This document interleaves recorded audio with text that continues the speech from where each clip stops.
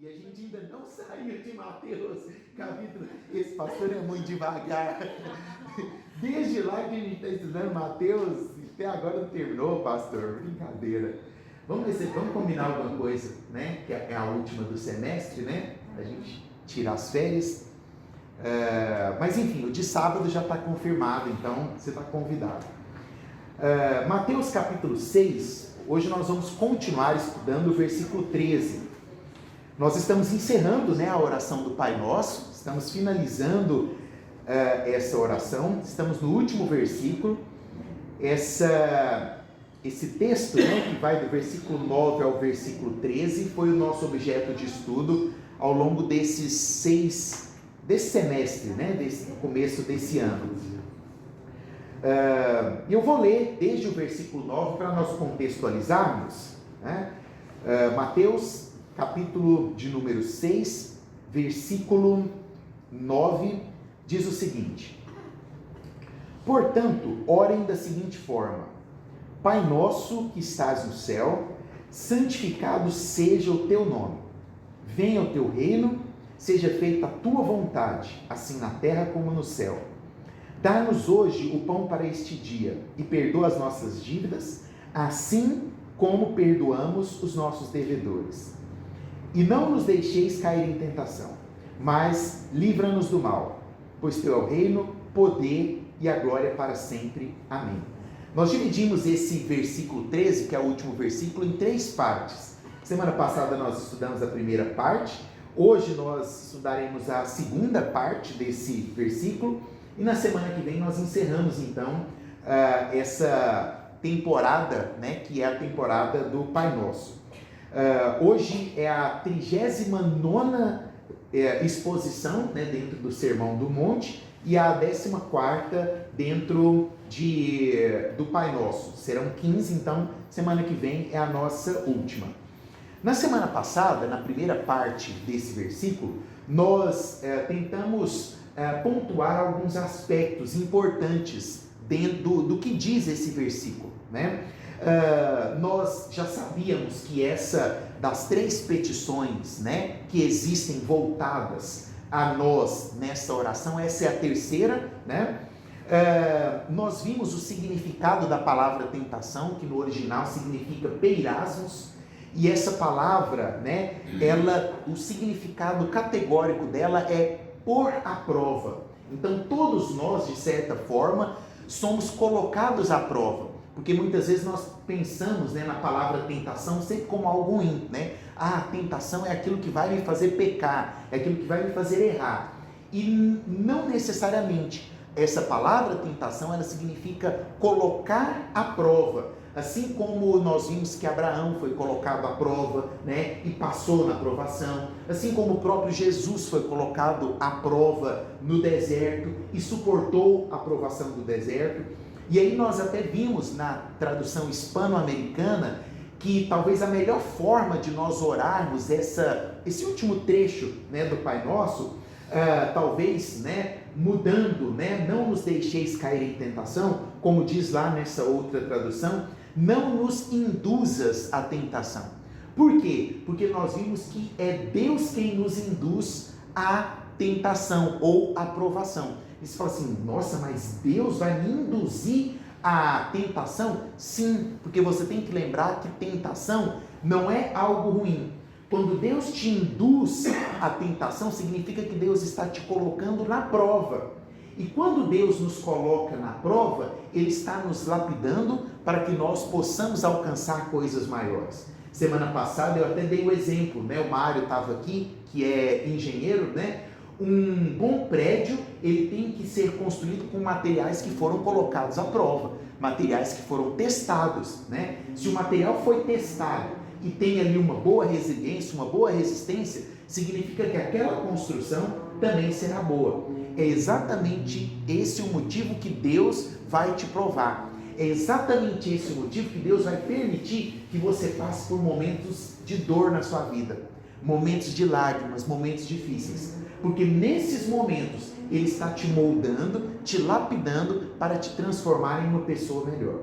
Então, a partir desse entendimento, nós passamos a orar essa última parte, né, do não nos deixeis cair em tentação, um tanto quanto de forma diferente, porque sabemos que nós vamos ser induzidos à tentação, nós vamos ser provados ao longo da nossa vida, e nós temos que ter essa certeza, todos os dias nós seremos provados, de uma forma ou de outra, nós estaremos passando pela aprovação. E aí existem várias circunstâncias, né, que nós passamos pela aprovação. E hoje eu quero tentar argumentar e pontuar algumas dessas provações, algumas dessas tentações que nós estamos sujeitos. Nenhum inimigo ele vai invadir um determinado território, por exemplo, numa guerra, se ele não encontrar uma brecha ali, né? Rússia e a Ucrânia estão lá guerreando e uma fica tentando procurar o ponto fraco da outra, tentando encontrar alguma brecha para penetrar. Assim é o nosso inimigo, assim é Satanás. Ele vai tentar, né, nos atingir quando ele encontrar uma brecha. E na grande maioria das vezes, as nossas brechas permitem que nós sejamos tentados. E esse é um dos nossos objetivos de vida, sondar onde que estão as nossas falhas, onde que estão as nossas brechas. Porque na grande maioria das vezes, quando nós somos tentados, isto é, provados, e caímos, ou seja, erramos, pecamos, é porque existia uma brecha aberta, e aquela brecha serviu de entrada para que Satanás viesse nos tentar. E aí é muito interessante, porque nós já comentamos sobre isso, né? Satanás, ele não vai fazer nada contra a sua vida se não houver a permissão de Deus. E às vezes nós não entendemos isso, né? E a nossa oração, às vezes, ela é errada. Porque nós oramos, Deus, por que eu estou passando por essa situação na minha vida? Por que Satanás está fazendo isso comigo? Por que o Senhor permitiu que o diabo me tocasse? Assim foi, por exemplo, os argumentos dos amigos de Jó, quando Jó foi tentado. Mas você lembra que Jó não foi tentado apenas porque Satanás quis? Antes de tentar Jó, o que Satanás teve que fazer? Teve que pedir permissão para Deus. A história diz, né, que Satanás veio de passear e rodear pela terra, se aproximou no momento que os anjos se aproximavam de Deus e pede permissão para Deus. E é Deus quem permite. Primeiro Deus permite. Pode tocar nos bens dele. Aí depois Deus pode tocar na família. Por último, Deus permite tocar na saúde. Mas não tire a vida dele. Ou seja, tudo aquilo que o diabo faz conosco, ele encontra brechas, mas em nenhuma dessas possibilidades é por conta própria dele. É porque Deus permitiu. Você fala assim, então Deus está contra mim? Não, pelo contrário. Deus está deixando Satanás entrar por aquela brecha para te mostrar. Feche essa brecha, para que Satanás não entre mais por ela e para que você não caia em pecado novamente. E nós precisamos então entender esse aspecto. Entender por onde que as tentações chegam até nós. De onde que essas provações vêm. Porque muitas vezes nós só olhamos para a nossa queda, né? Quando nós erramos, você fala, nossa, pequei de novo, errei. Não devia ter pensado dessa forma, não devia ter falado isso para fulano, né? Não devia ter tomado essa atitude, não devia ter feito isso. E aí nós nos focamos apenas no pecado. Mas eu quero chamar a sua atenção que nós precisamos olhar para aquilo que acontece conosco antes do pecado.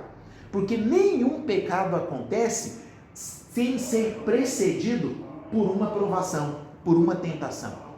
Ou seja, se você tem cometido algo errado, se você tem dado, né, dando murro em ponta de faca, você tem dado com a cara na parede, volte e tente observar onde é que estão os erros, onde é que está o peirasmos, ou seja, onde é que estão as provações. E principalmente, que é o foco nosso nessa noite, por que nós não conseguimos ser aprovados numa aprovação, né? Nós só fazemos uma prova, nós não fazemos uma prova com o intuito de reprovar, né? Para o aluno até parece, né? Hoje o professor pegou pesado, né? Semana retrasada Na prova de patologia, aí chega o aluno todo bonitão, né, para fazer a prova, com a camisa do Goiás.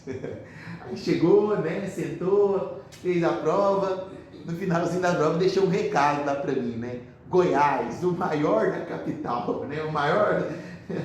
Eu falei, esperto, viu que eu fui no estádio, né, viu o jogo do Goiás, viu nos stories que eu estava no estádio, aí, professor, aí quando foi essa semana, professor, ele não chegou nem perguntando como é que foi na prova, né, será que o novo técnico vai dar certo, né, aí eu falei assim, e pior que saiu bem na prova, eu falei assim, e a prova, você saiu bem?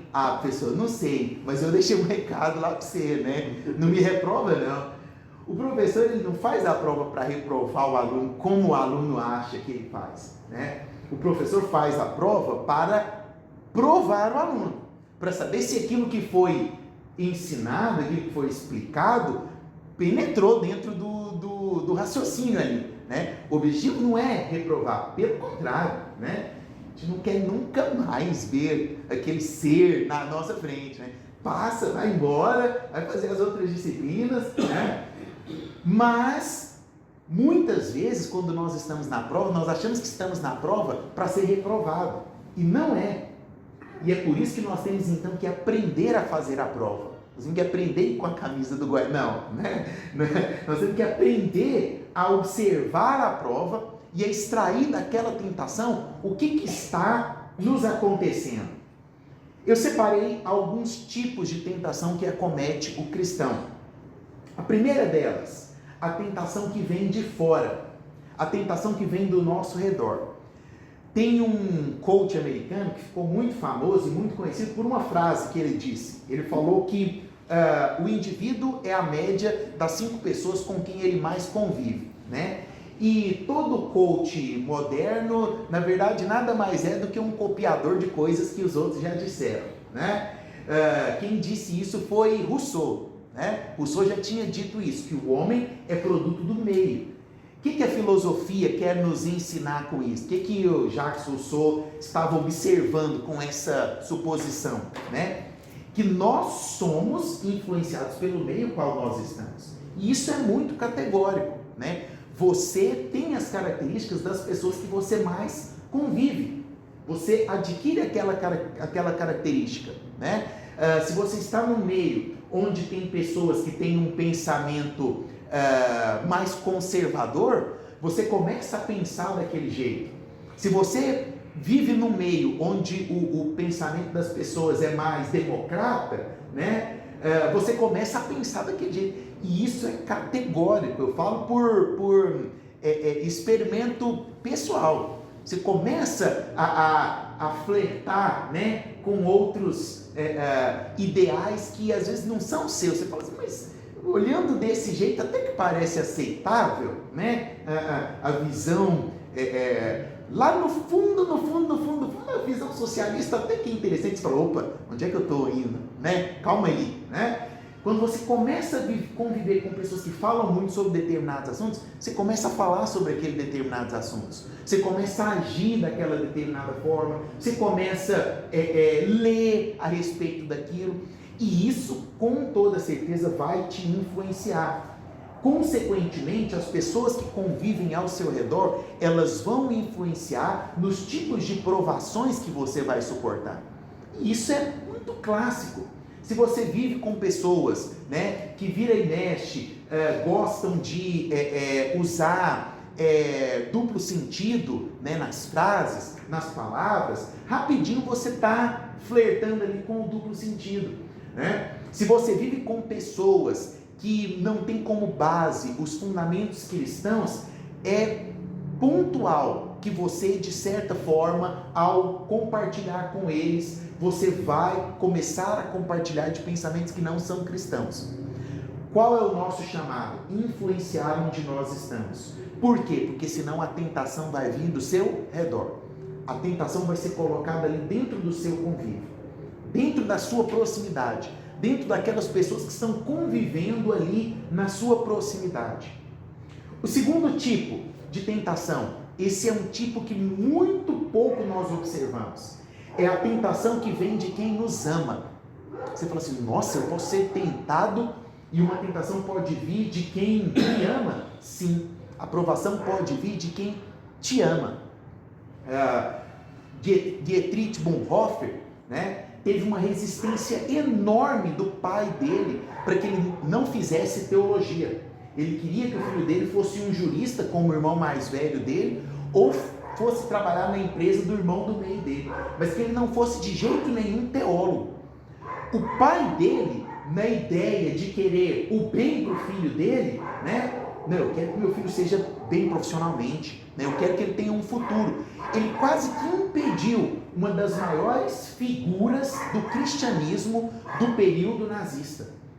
Dietrich Bonhoeffer foi um dos grandes responsáveis por salvar cristãos das mãos de Hitler. Você já imaginou se Dietrich Bonhoeffer, ali nos seus 14 anos, não tivesse com a sua mente formada daquilo que ele queria? Era um adolescente, né? Mas ele vira para o pai dele e fala, eu vou para dentro da igreja, eu vou fazer teologia. A tentação, a provação estava vindo de quem amava, de quem queria o bem dele. Muitas vezes, né, na boa intenção, as mães protegem excessivamente seus filhos. Os pais, né, se comovem pela característica do filho e evitam de corrigir. Esses dias eu estava conversando com meu pai sobre um tio, meu irmão do meu pai. Ele teve 6 filhos. O último filho dele, que foi assim de um outro casamento, que é o filho mais novo, atentado demais. Era custoso.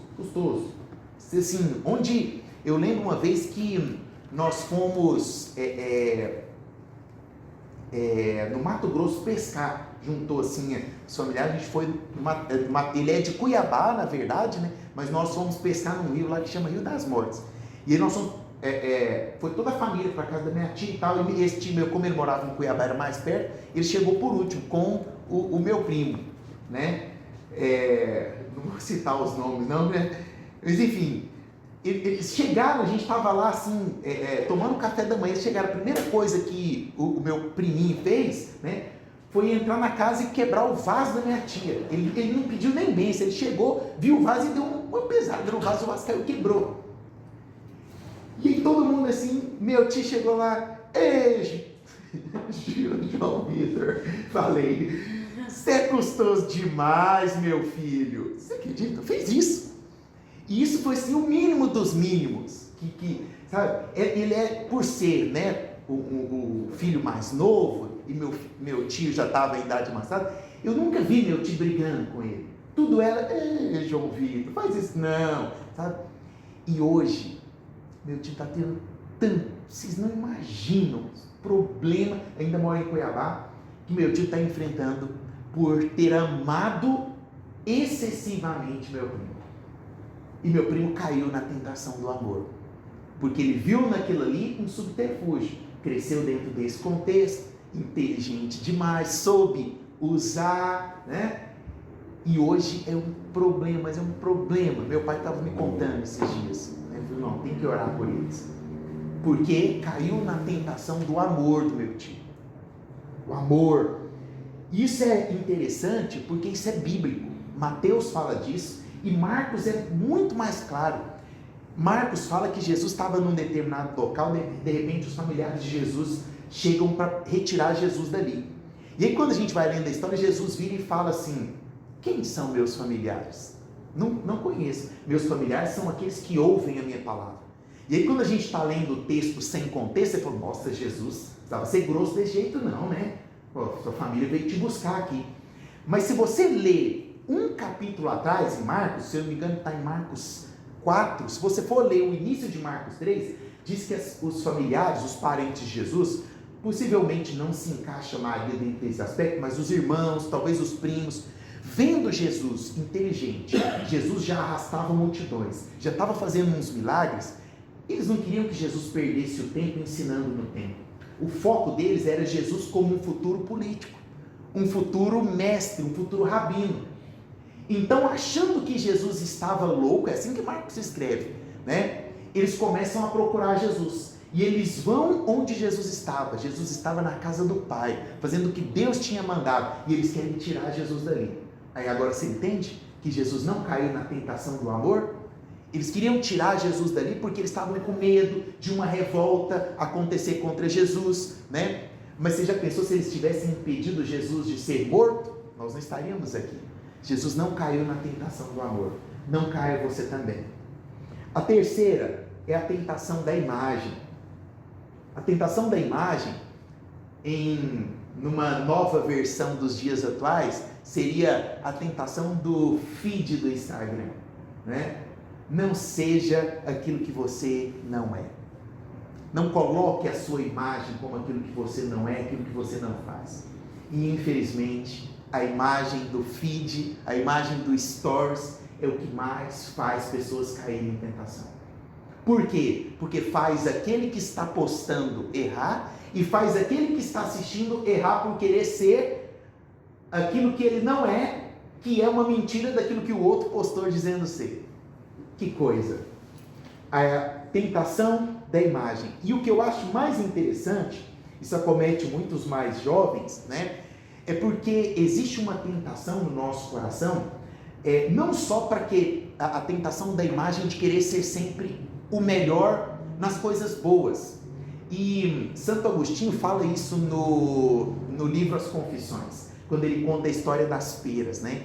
Ele, junto com os amigos, pula no terreno do vizinho, rouba as peras do vizinho, e aí depois ele cai na real e fala assim: na minha casa a gente não passava necessidade, as peras estavam verdes, mas mesmo assim nós fomos lá roubar, no intuito de ser o melhor na maldade, de se mostrar como o melhor naquilo que é ruim. Já viu os adolescentes quando estão conversando, né? E isso, não queria aparecer. Valor, né? Inversão de valor. Um chega e fala assim: ih, cara, tirei 5 na prova de matemática. Outro, ih, não, e eu que tirei 3. E aí se acha o melhor, né? Porque, né?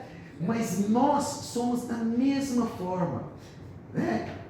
O nosso caráter, né? Mesmo para a maldade, ele acaba sendo errado, né? E aí você vê alguém fazendo, né, uma coisa que não é boa, né? Como por exemplo, a pessoa vai lá e fura a fila de um determinado local. E você olha e fala: esperto, né? Da próxima vez eu trago a minha esposa que está grávida. Aí você vai ver, né? Você não precisa, você pode esperar ali na fila, mas é a ideia de querer ser melhor, até mesmo naquilo que é errado.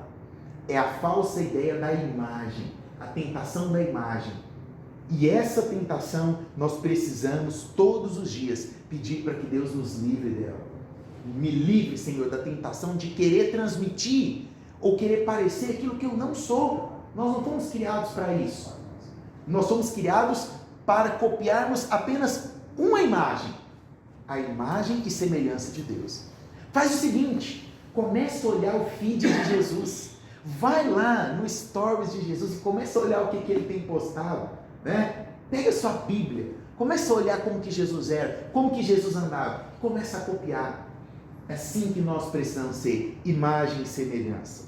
A quarta, se nós temos a tentação que vem de fora, nós temos também a tentação que vem de dentro. Tem um escritor chamado James Barré que escreveu uma peça de teatro chamada O Testamento. E aí nessa peça de teatro, basicamente assim, um dos clímax, né, é quando havia um advogado muito rico, que era o senhor Davis, e ele tinha ali um serviçal que há anos vivia com ele, né, um mordomo. E ele começa a perceber que esse mordomo está triste. Um dia triste, o outro dia o serviu triste. Aí no final da semana, ele chama lá o mordomo e fala assim: estou reparando que você está meio triste, o que aconteceu com você? Ele falou assim: não, porque eu fui no médico e eu não estou muito bem. É mesmo? E o que foi? Não, eu tenho uma doença incurável. Não, então vamos fazer exames, né? Ele falou: não, todos os exames que foram feitos, que precisavam ser feitos, já foram feitos. E eu estou com essa doença. Ele fala assim: mas por quê? Que você não fez os exames antes? Ele, não, porque antes eu não sentia nada. Ele, mas como antes você não sentia nada e agora do nada apareceu? Ele falou, pois é, apareceu. E o que apareceu? Apareceu uma mancha escura. Eu falei, nossa, uma mancha escura? E o que o médico te disse a respeito dessa mancha escura? Aí ele responde, né?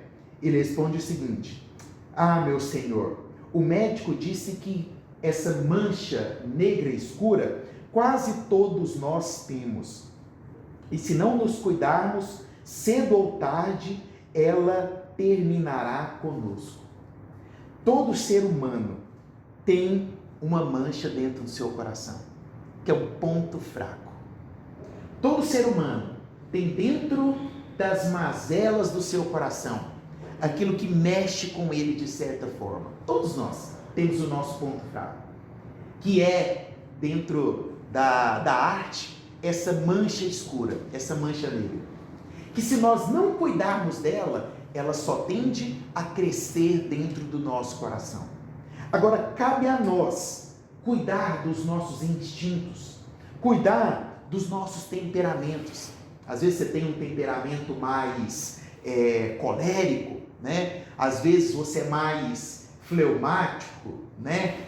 Como eu, mas todo fleumático acaba que é meio rancoroso, e você vai guardando aquilo ali no coração, né? E guarda, né?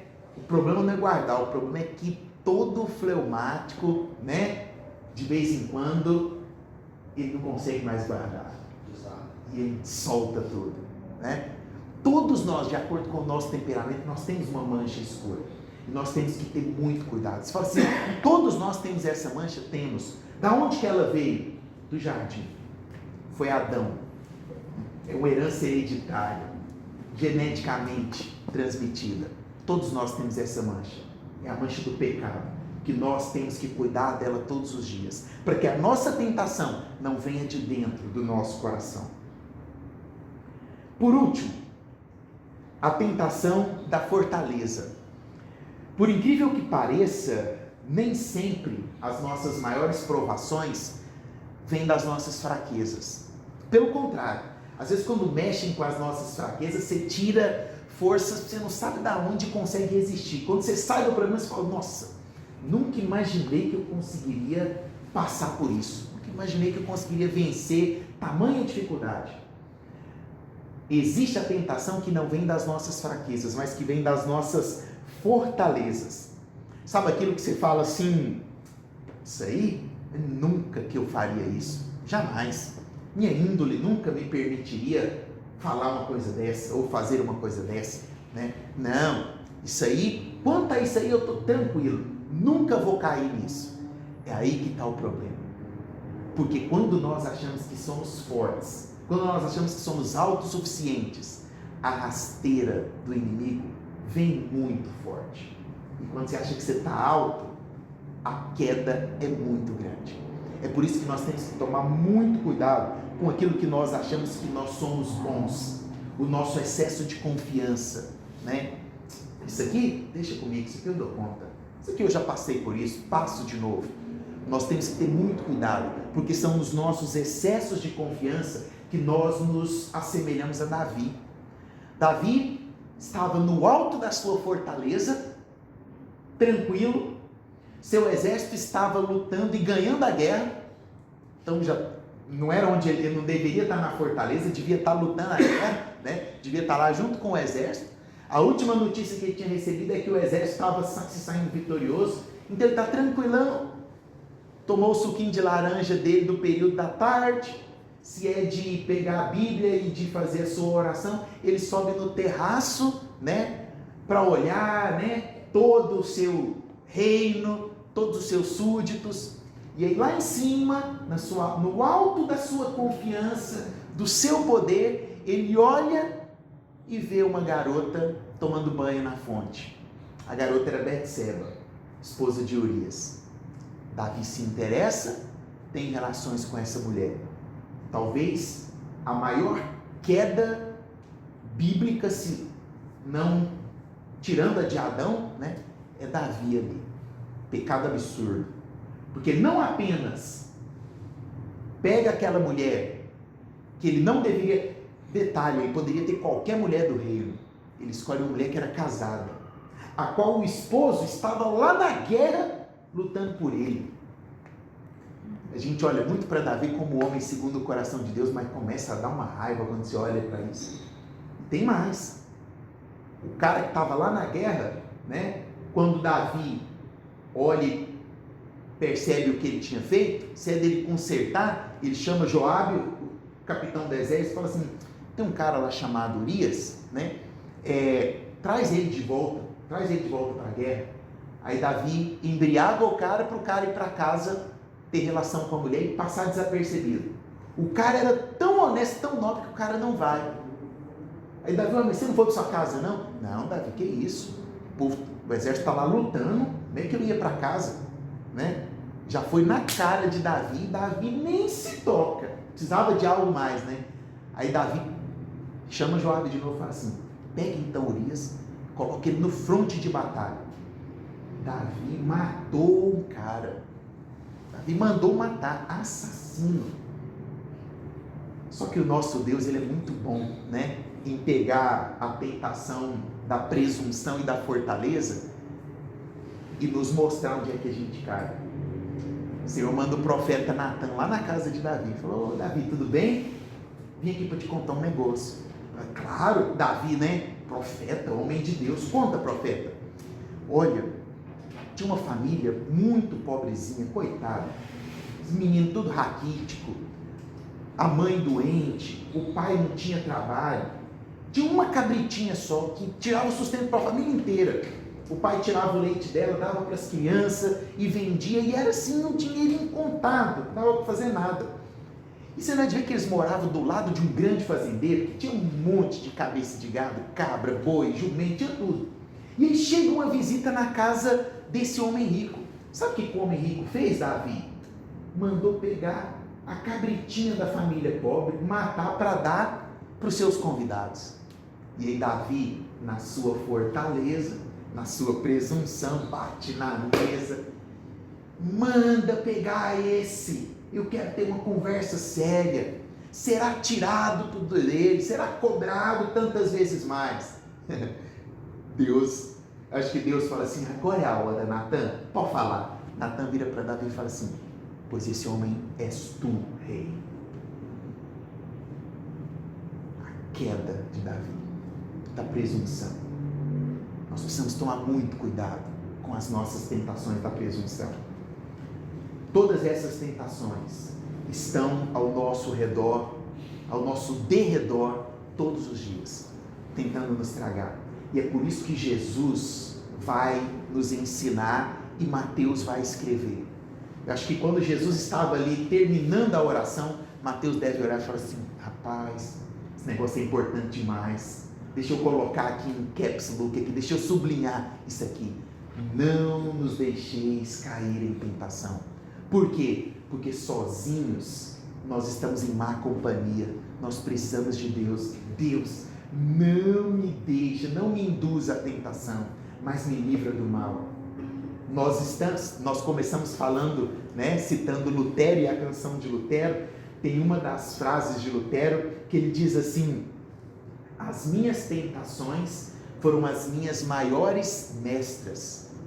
O que Lutero está dizendo? Foram com as minhas maiores tentações que eu mais aprendi.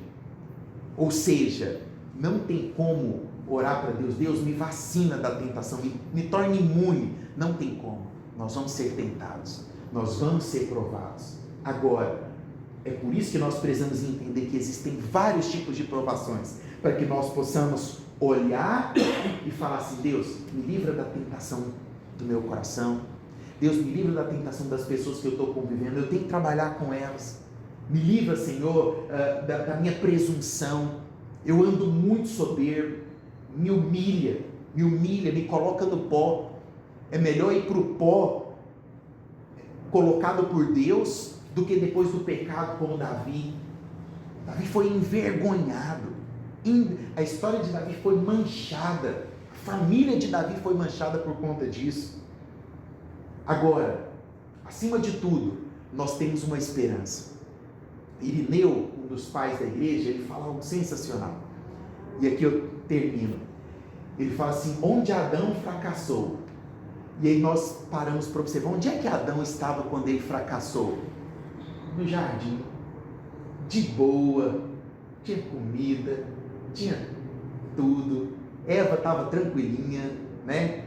Não tinha pecado ainda para começar a pegar no pé dele, né? Estava tudo bem, ele mandava, desmandava em tudo, e ele fracassou no jardim.